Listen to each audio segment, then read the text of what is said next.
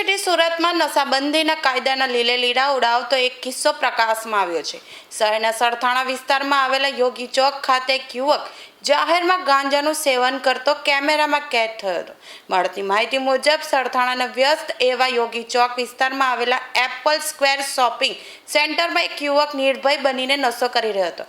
આ યુવક ખુલ્લેઆમ રોલિંગ પેપરમાં ગાંજો ભરી રહ્યો હતો અને ત્યારબાદ ત્યાં જ તેનું સેવન પણ કર્યું હતું। આ દ્રશ્ય ત્યાં હાજર કોઈ વ્યક્તિએ પોતાના મોબાઈલમાં કેદ કર્યું હતું। થોડી જ વારમાં આ વિડીયો સોશિયલ મીડિયા પ્લેટફોર્મ પર વાયરલ થયો હતો, જેને પગલે સુરત પોલીસની કામગીરી પર સવાલો ઉઠ્યા હતા।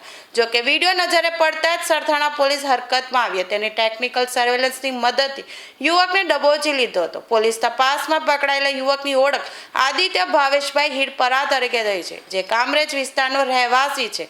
સોશિયલ મીડિયામાં વિડીયો વાયરલ થયાના ગણતરીના કલાકોમાં જ સરથાણા પોલીસે ત્વરિત કાર્યવાહી કરી યુવકની ધરપકડ કરી કાયદાનું ભાન કરાવ્યું હતું।